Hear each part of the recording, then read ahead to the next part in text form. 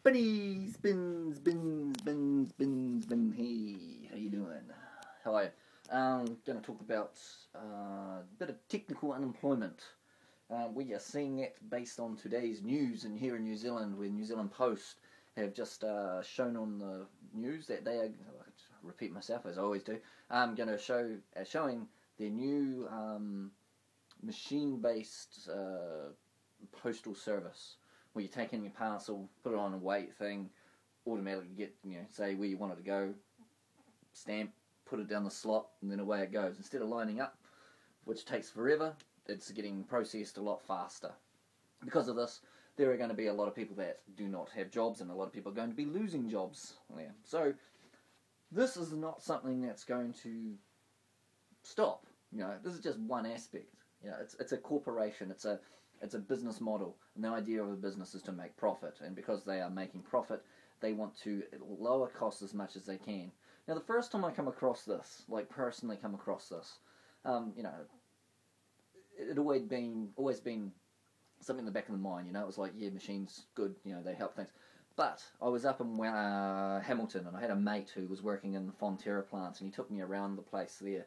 I think it's the largest Fonterra plant in New Zealand, which is New Zealand dairy stuff, and a huge factory kind of place. And he took me out. I had the hard hat on and the protective things, because you're walking around. And he showed me this area, huge area, and it had all the powdered milk stacked up. And they had these two robots in there, and two machines that were forklifts, and they're just cruising around, picking up the big pallets of powdered milk, taking them to where they needed to go, picking up everything else that needed to be, like if the crates were empty, they'd take them somewhere else, and all this kind of stuff, and they were just mechanised, going on different things. And I asked them afterwards, it was like these two robots just did their own thing, and it was brilliant. I asked, how many people lost jobs from this? And he said 8. So 8 people lost their jobs because of these robots. Alright? Now, this is happening all the time. We're constantly getting more and more mechanisation, more technologically improving. And that is why we are having more and more unemployment. And America is really suffering from this. And it is only the service industry that is actually providing us more opportunities to actually do something. Manufacturing has gone out the door.